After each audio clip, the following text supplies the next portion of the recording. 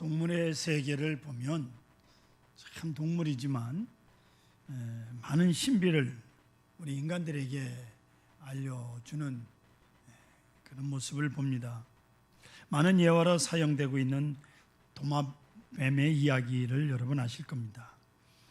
건물을 새로 리모델링 하려고 천장을 헐었더니 거기 도마뱀이 못에 박혀서 옴짝달싹 못하는데 죽지 않고 살아있더랍니다. 다른 도마뱀이 먹이를 물어다 주면서 그 도마뱀이 오랫동안 생명을 부지할 수 있었다는 이야기입니다. 자유롭게 움직이지 못하지만 생명을 이어가는 것. 그런가 하면 수만 킬로미터를 이동하는 조류 새들의 이야기를 여러분 아실 겁니다. 지구의 최고봉인 9,000m에 가까운 에베레스트 산을 넘는 새들, 그 바람을 타고 기가 막히게 그 산을 넘어가는 것을 TV를 통해서 봅니다. 탁월한 비행 능력과 계절을 따라 이동하는 철새들, 자기 나름대로의 길 찾는 능력이 있습니다. 어디 무슨 GPS가 있는 것도 아니고 정확하게 그 길을 따라서 북쪽에서 남으로, 남에서 북으로 계절을 따라 이동하는 철새들의 능력 대단합니다. 어느 조류학자가 아름다운 노래를 하는 앵무새 새끼를 어떻게 한 마리 구했습니다. 새 장에 넣어놓고 자기 집 마당 구석에 서 있는 나무가지에 새 장을 매달아 놓고 기뻐합니다. 아름다운 앵무새의 노래를 아침마다 들을 수 있다는 기대감으로 먹이를 주면서 기르는 거예요. 근데 며칠 후에 어미 앵무새가 날아왔습니다. 그리고 새 장에 있는 새끼에게 부지런히 모이를 물어다 주는 거예요. 조류학자는 잘 됐다 싶지요. 자신의 수고를 어미 앵무새가 대신해 주니 얼마나 편해졌습니까? 그리고 이제는 앵무새의 아름다운 노래를 즐기기만 하면 된다고 생각을 했습니다. 그런데 며칠 지나고 나서 보니 새 장 안에 새끼 앵무새가 죽어 있는 겁니다. 웬일인가 하며 사인을 살펴보니 어미 앵무새가 새끼에게 독이 있는 과일을 먹인 것이었습니다. 그러니까 어미새가 새장 속에 있는 새끼를 일부러 죽인 거예요. 조류학자의 생각에는 어미새가 새끼를 생각해서 새장에 갇혀서 한평생 사느니 차라리 지금 죽는 것이 낫겠다고 판단해서 새끼에게 독과일로 죽인 것이라고 판단을 내렸습니다. 자유가 아니면 죽음은 달라고 오래전부터 사람들은 외쳤는데 이 어미새는 그런 외침을 실천했던 거죠. 이스라엘 백성들이 애굽 땅에서 430년 동안 많은 고생을 합니다.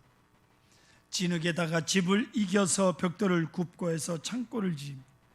근데 그것도 나중에는 집도 안 주고 그냥 벽돌을 만들려고 하니 온 사방 산지로 돌아다니면서 풀을 뜯어다가 집으로 만들어서 그리고 벽돌을 만드는 고통을 겪고요. 돌을 지고 끌고 해서 피라밋을 만들고 했습니다. 이 고통을 보시고 하나님께서 430년간의 노예 생활로부터 이스라엘 백성들을 자유케 해주셨습니다. 즉 큰 이적 10가지 재앙으로 애굽을 치셨습니다. 완악하고 강팍한 애굽 왕 바로의 마음을 꺾어서 기어이 이스라엘 백성들을 건지셨습니다. 자유케 해주셨습니다. 더더욱 홍해를 가르셔서 이스라엘 백성들을 바다 한가운데로 걸어서 바다를 건너는 이적을 몸소 체험케 하셨습니다. 큰 이적을 눈으로 보고 바다를 건너온 이스라엘 백성들은 너무 감격해서 노래를 불렀습니다. 자유와 기쁨의 노래를 목이 터져라 불렀습니다. 하나님을 찬양하는 노래를 온 백성이 함께 천지가 진동하도록 불렀던 이스라엘 백성들인데 유감스럽게도 오늘 본문 23절 보시면 내가 그들의 조상들에게 맹세한 땅을 결탄코 보지 못할 것이요 또 나를 멸시한 사람은 한 사람도 그것을 보지 못하리라 이렇게 말씀하는 장면이 봅니다. 이렇게 애굽에서 나온 이스라엘 백성들은 태반이 광야에서 엎드려 죽었어요. 얼마나 안타까운 일인지 모릅니다. 12명의 정탐꾼들의 보고를 듣고 백성들의 마음이 녹아버린 거죠. 지금까지 보여주신 하나님의 권능과 이적을 깡그리 이스라엘 백성들이 잊어버렸습니다. 원망하는 이스라엘 백성들을 하나님께서 본문 12절 보시면 이렇게 말씀합니다. 내가 전염병으로 그들을 쳐서 멸하고 내게 그들보다 크고 강한 나라를 이루게 하시리라, 이렇게 말씀하고 있습니다. 백성들, 이 말 안 듣는 백성들 다 없애버리고 말 잘 듣는 백성을 내게 다시 만들어주겠다, 그런 마음입니다. 하나님께서 얼마나 마음이 상했는지 몰라요. 근데 그 앞에 18절 19절 보면 모세가 아주 간절하게 기도합니다. 정말 하나님 앞에 간절하게 기도해요.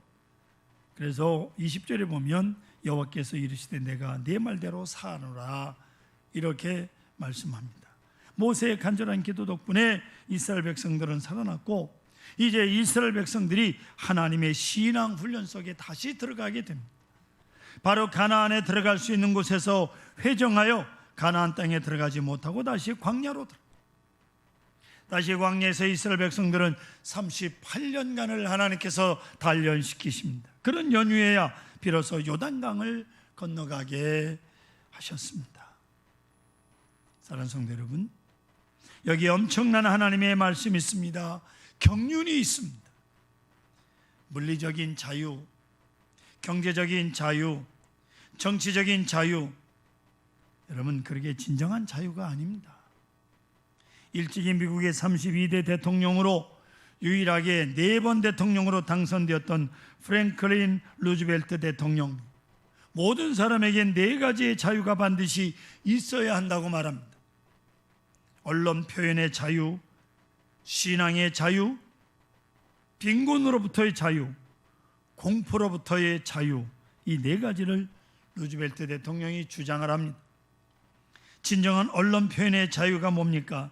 즉 국민의 알 권리를 언론이 정직하게 국민에게 알려주어야 됩니다. 공포심을 심어도 안 됩니다. 있는 그대로 백성들이 알아야 될 것을 바로 알려주고, 개인의 인권도 침해받아서는 안 됩니다. 두 번째, 신앙의 자유는 헌법이 보장하고 국민의 기본권입니다. 당연히 철저하게 보장되고 보호되어야 될 자유가 바로 신앙의 자유. 세 번째가 빈곤으로부터 자유, 이것은 경제적 자유를 말합니다. 가난한 사람은 자유인이 아니다라고 누군가 아주 명언을 남겼습니다. 사실 절대 빈곤에 빠진 사람, 빵 하나를 위해서라면 무슨 짓이라도 하겠다고 하는 그런 비참한 가운데 있는 사람은 자유가 없지요. 얼마 전에 인천에서 어떤 아버지가 자식을 위해서 빵을 훔치다가 잡혔습니다. 정말 너무 배가 고파서 많은 사람들이 동정을 했어요. 창조주께서 주신 그 소중한 자유를 아무에게나 헐값에 팔아넘기고, 그리고 다시 노예가 될 수밖에 없는 게 가난합니다. 그리고 불안으로부터 자유해야 됩니다. 이것은 도덕적 자유를 말합니다. 여러분, 실상 죄를 짓고 쫓기는 사람은 자유인이 아닙니다. 감옥에 있지 않고 밖에 있다고 해도 그 사람은 자유인이 아니에요. 죄가 있어서 형사에게 쫓기는 사람, 그 손에 돈이 몇 억 현금이 들려 있다고 해도 그 사람은 자유인이 아니라요. 어딜 가도 불안한, 이 하늘 아래 어디에 가도 그는 자유할 수가 없는 겁니다. 그런 거로 도덕적 자유, 양심의 자유, 예배의 자유, 이 자유가 자유의 근본인 것을 우리는 알아야 됩니다. 마지막 공포로부터의 자유를 말하는데, 이것은 정치적 자유를 말합니다. 정치적으로 한번 잘못되기 시작하면 그 구조적인 악에서 벗어나지를 못합니다. 구소련이 70년 동안 볼셰비키 혁명 이후에 공산당 독재를 했어요. 70년간 갔어요. 중국이 지금 그렇게 되어가고 있습니다. 여러분, 세계 역사를 보시면 잘 알 것 아닙니까? 홍콩에다가 자유를 억압하는 법을 만들어요. 홍콩 사람들이 난리를 치잖아요.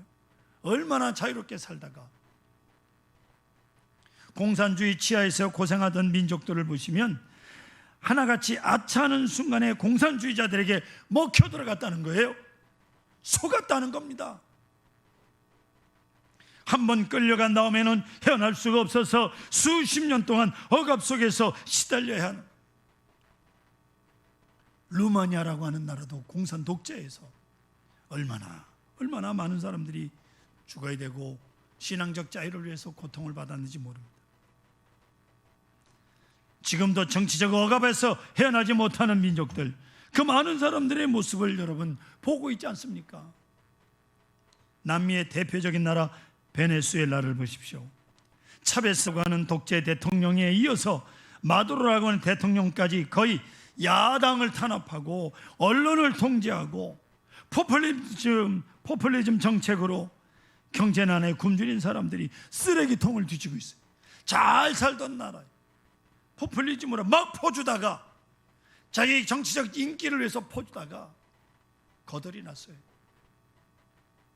우리나라도 뭐 어디 뭡니까 도지사가 뭐 막 퍼줘도 아직도 끄떡없다고 망할 짓을 하고 있는 거예요. 국민들의 한심을 사기 위해서 막 퍼주기 정책, 그게 나라를 망치는 거예요. 그런 거로 이 정치적 자유가 아주 소중합니다. 그러나 성도 여러분, 잊지 마셔야 합니다. 가장 중요한 것은 자유와 자유인의 문제입니다. 자유가 주어졌다고 자유가 아닙니다.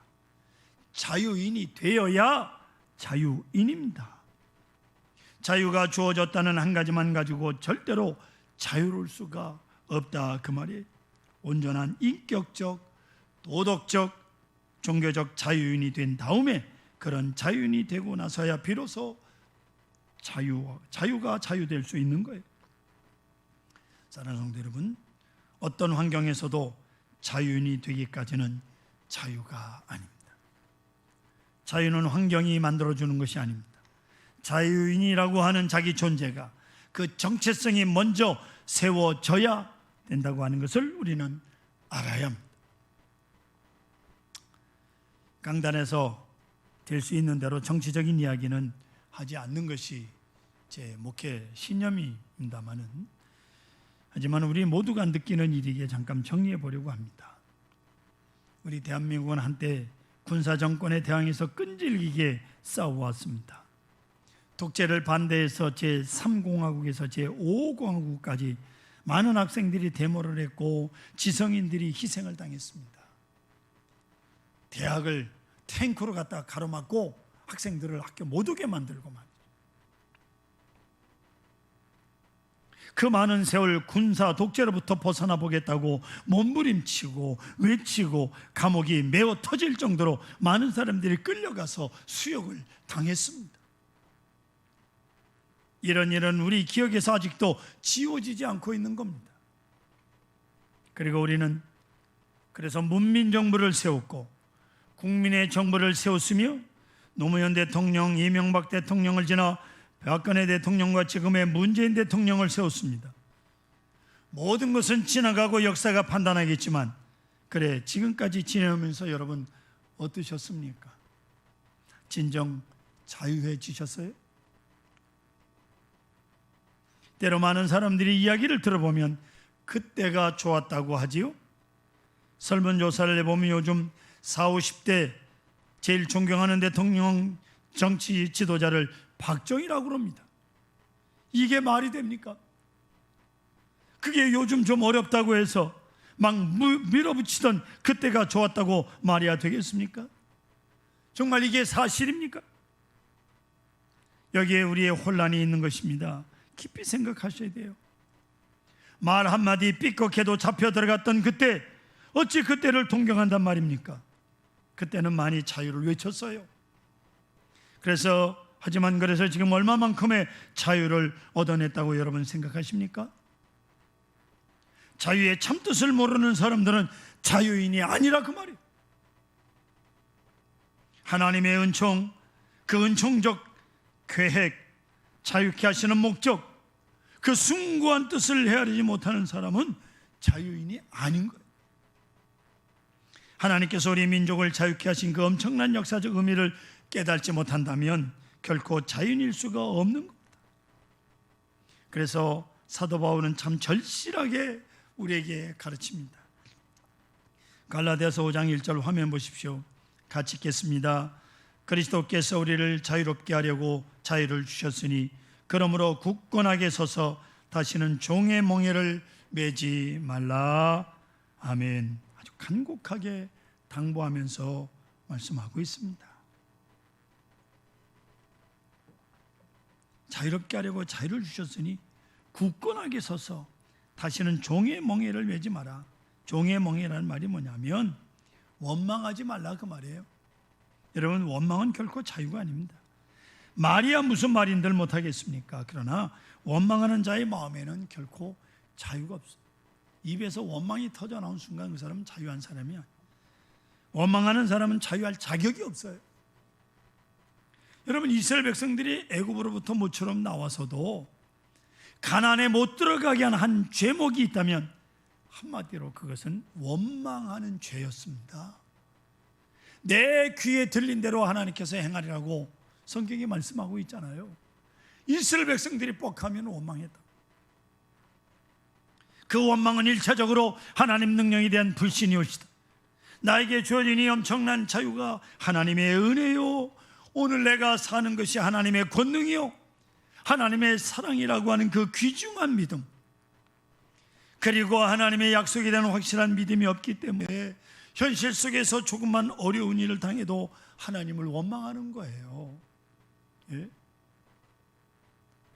오늘 본문 말씀 속에서도 보면 하나님께서 10번도 더 넘게 많은 권능으로 엄청난 하나님의 능력을 눈으로 보면서도 이스라엘 백성들이 아직도 하나님을 원망하고 있다고 하나님 말씀하잖아요. 10번이 뭐가 있어요? 수도 없는 기적 속에서, 매일 같은 기적 속에 살아. 이거는 분명 불신앙이요, 어떤 원망이든 원망 뒤에는 무책임이라고 하는 것이 가려져 있습니다. 내 잘못이 아니라는 거죠. 내가 못 사는 것은 저 사람 때문이고 내가 잘못된 것도 누구 때문이라는 거예요. 자꾸 다른 사람 핑계를.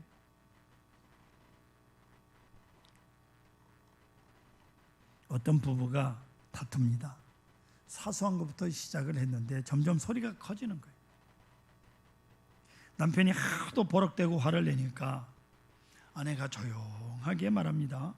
왜 당신은 요새 와서 그렇게 자꾸 화를 내는 겁니까? 라고 하니까 그 남편 대꾸가 이런, 참 어처구니 없어요. 나는 본래 그런 사람이 아닌데 당신하고 살면서 이렇게 나빠졌다. 보세요.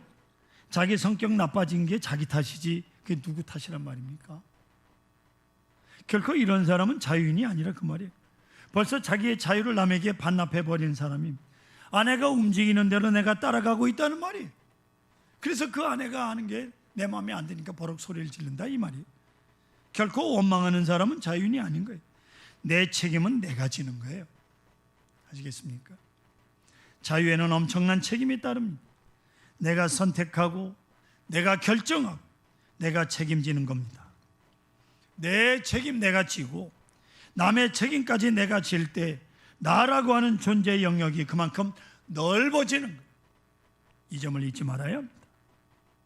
그런데 내게 주어진 이 책임을 남에게 전가하는 그런 미련한 사람은 저도 모르게 벌써 노예성을 지닌 사람이라는 것을 스스로 표방하고 있는 것이다. 그 말씀이옵시다. 자, 이스라엘 백성들 보세요. 오늘 조금 어렵다고 해서 냉큼한다는 소리가 그 옛날에는 라고 원망을 하잖아요. 그 옛날에는. 그때는 애굽에서 비록 노예로 살긴 했지만 고기 가마 옆에 앉아서 갈고리로 고기를 슬쩍슬쩍 해서 먹기도 했다. 훔쳐 먹은 게 뭐가 그렇게 좋다고, 예? 정당하게 먹은 것도 아니고 그때가 좋았는데 이렇게 한심스러운 원망을 하잖아요. 실상 이스라엘 백성들이 제대로 말을 한다면 애굽에 종되었던 시절에서 배불리 먹기보다는 광야에서 자유롭게 여기서 굶어 죽어도 여기가 낫다, 이래야 되는 거 아닙니까? 어찌 사람들이 이 모양이냐 그 말이에요. 자유가 얼마나 소중한 것인데 이 자유를 하찮은 물질에 하찮은 편안함에 빼앗기겠다 그 말입니까? 예?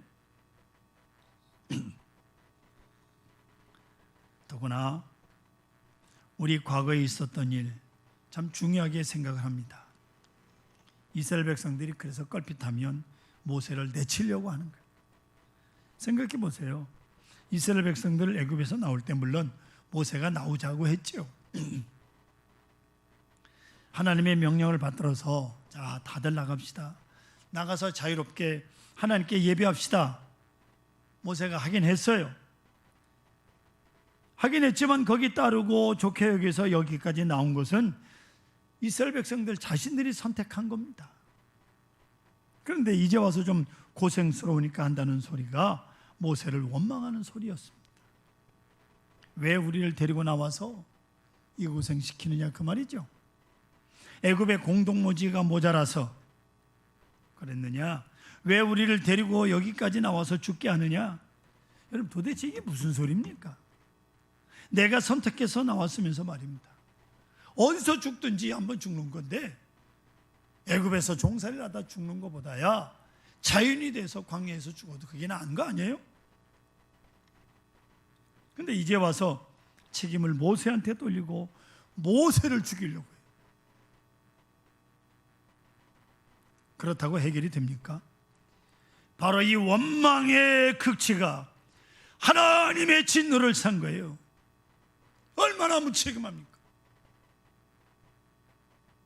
하나님의 성도들이 주일날 예배드리는 게 당연한 거지. 생명을 걸고 해야죠. 더 이상 얘기 안 하겠습니다. 노예적인 과거, 노예적 상처, 노예적 세계관, 그 과거를 깨끗하게 청산해야 되는데 그러지 못했기 때문에 오늘도 번번이 이렇게 어리석은 원망을 하게 되고 마침내는 하나님의 진노를 사게 된 거예요. 자유인은 자유의 가치를 알고 자유의 소중함을 압니다. 그렇기 때문에 현재가 아무리 어려워도 자유가 있는 한 그것은 소중한 겁니다. 할렐루야. 소중한 거예요. 신앙의 자유, 노예적인 번영보다 자유적인 가난이 좋은 것입니다. 죄와 더불어 향락을 누리기보다는 차라리 의와 함께 가난과 고통을 선택하는 것이 자유인의 모습이요 신앙인의 모습인 겁니다. 감사하는 자만이 자유인이요 찬송하는 자만이 자유인이요 자유를 기뻐할 줄 아는 자만이 자유인이요 신앙인이올시다. 과거에 되어졌던 모든 걸 다 하나님의 은혜였습니다. 그리고 앞으로 되어질 운명 하나님의 약속 안에 있음을 여러분 믿으시기 바랍니다. 아멘.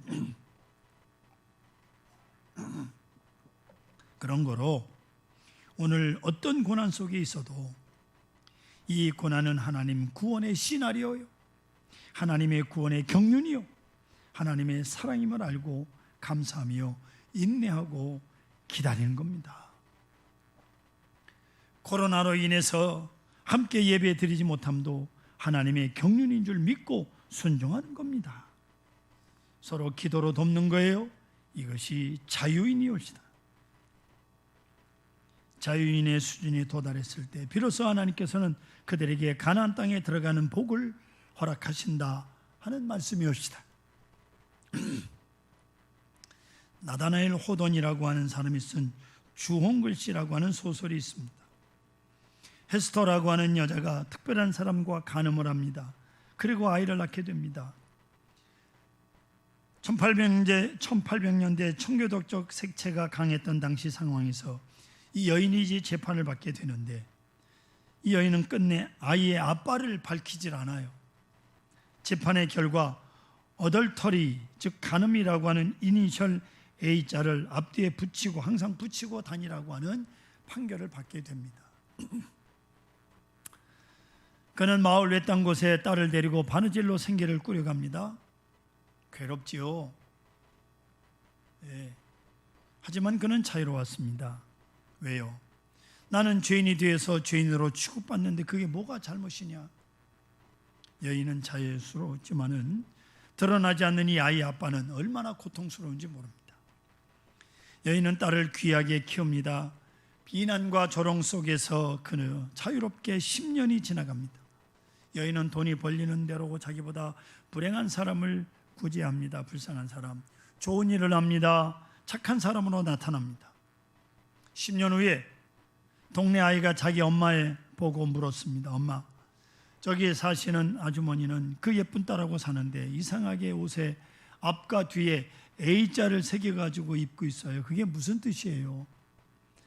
그때 그 어머니가 그 아이에게 조용히 말하기를, 대답하기를, 그는 엔젤이라는 뜻이다, 천사라는 뜻이다 라고 말이죠. 성도 여러분, 누가 자유인입니까? 어떤 자유를 여러분 원하십니까? 이 여인은 자유인이었습니다. 자유로 승리한 거예요. 아무리 주변에서 비난과 조롱해도. 신앙이에요. 동기가 참 많아요. 신앙생활하는 걸 보면 어떤 사람은 하나님의 진노가 무서워서 하나님을 따르는 사람이 있습니다. 예수를 안 믿고 싶은데 안 믿으면 하나님께서 그냥 벼락을 내릴까 무서워서 그런 사람이 있어요. 혹은 하나님으로부터 복을 받겠다고 기복적인 신앙을 가지고 복 달라고 믿는 사람도 있어요. 이 두 유형의 사람은 어떤 의미에서 자유인이 아닙니다.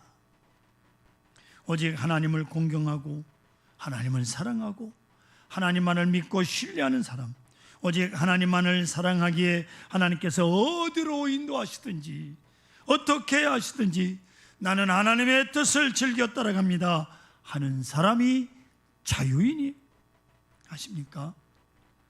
인간의 무의식 속에는요 욕망이 있다고 합니다. 욕망.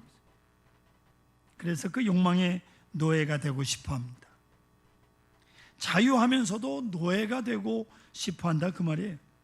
그래서 내가 사랑하는 분에게 자기 자신을 다 맡겨버린, 생각도 지혜도 판단도 운명도 다 맡겨버리고 그저 가라고 하면 가고 오라고 하면 오고 그렇게 살고 싶은 겁니다. 그분의 노예로 살고 싶은 거예요. 그분이 누굽니까? 하나님이 오시다. 우리는 하나님의 노예로 살고 싶은 욕망이 있어요. 사랑의 노예가 되어 살고 싶은 거예요. 성도 여러분, 우리가 이제 하나님 앞에 완전히 자유의 노예가 될 때 내 자유를 다 하나님께 반납해버리고 자유의 노래가 되는 순간 거기에 진정한 자유가 있는 것입니다. 어떻습니까? 우리 이 시간 생각해 보십시다. 나는 얼마나 자유를 누리고 있습니까? 나는 얼마나 더 광야 생활을 하여야 자유인이 될 것입니까? 얼마나 더 많은 시련을 겪어야 깨끗한 자유인이 될 수 있겠습니까? 우리의 영혼이, 우리의 양심이, 우리의 인격이 하나님 앞에서 온전한 자유인이 되기를 간절히 소원합니다.